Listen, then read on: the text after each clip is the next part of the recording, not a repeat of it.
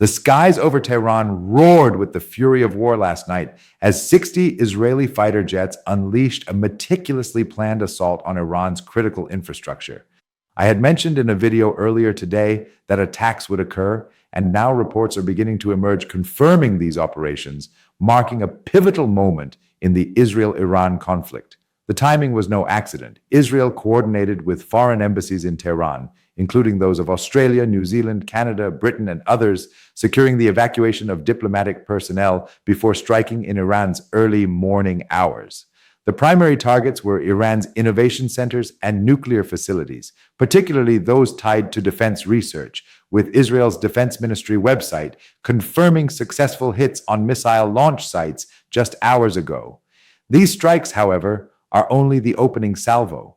I'll unravel the military, diplomatic, and geopolitical dimensions of this escalating crisis and what it means for Iran's future. The operation's precision underscores Israel's military dominance. By targeting nuclear and missile facilities, Israel aims to cripple Iran's ability to project power, a goal reinforced by the evacuation of foreign diplomats to avoid collateral damage. This complex situation involves multiple dimensions as parallel to military operations. Intensive diplomatic negotiations are underway.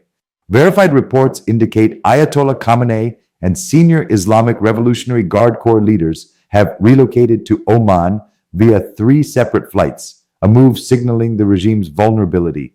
Meanwhile, elected civilian officials like Masoud Pezeshkian engage in back-channel communications with American and international counterparts, navigating a delicate path to avert total collapse. The American president's spokesperson referenced a required 2-week timeframe, which carries dual significance. Israel has received substantial weapons shipments via approximately 20 American transport aircraft now strategically positioned, while expressing confidence in handling the Iranian threat independently within this period.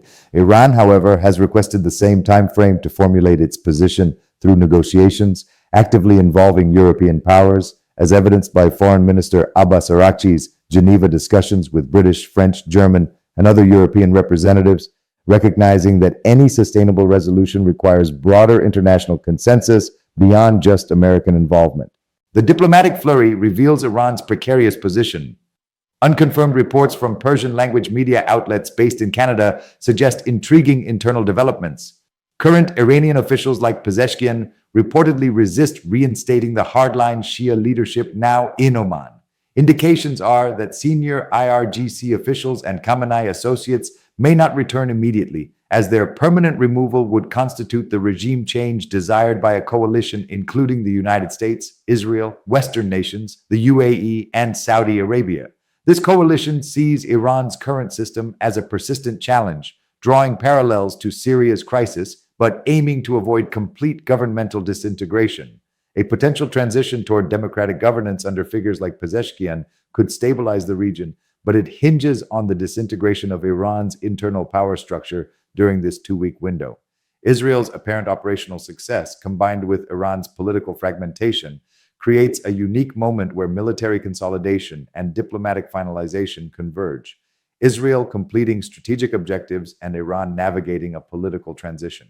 The stakes extend beyond Iran's borders. The 2-week period now unfolding is decisive, with conventional military operations, rather than unconventional warfare, expected to yield final results following the apparent regime collapse. Ongoing discussions in Geneva and Oman aim to establish international guarantees for Iran's future, while clearer understanding should emerge within days regarding the exact nature of developments, Iran's political transition path, and the conflict's strategic outcomes. The implications ripple to regional actors like Hamas, whose October 7th actions may face new consequences, and broader geopolitical ramifications demand continued analysis. Iran's economy, already battered by sanctions, faces further strain as its nuclear ambitions are targeted, potentially pushing the nation toward economic collapse unless a diplomatic resolution emerges. For Indian workers in the Gulf, particularly in the UAE and Saudi Arabia, this conflict poses risks. Iran's desperation could lead to erratic actions against U.S. allied nations, threatening economic hubs where millions of Indians work, contributing vital remittances to India's economy. The Gulf's stability is crucial, as it supplies a significant portion of India's oil imports and disruptions could spike global prices, impacting energy security. The reported relocation of Khamenei's circle to Oman, a neutral mediator, underscores the regime's fear of Israeli intelligence operations, which could extend beyond Iran's borders.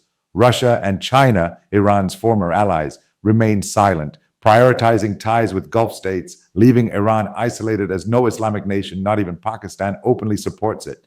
The coming days will be critical. The next 24-48 hours are expected to bring greater clarity to this rapidly evolving scenario, from the nature of Iran's political transition to the conflict's broader implications.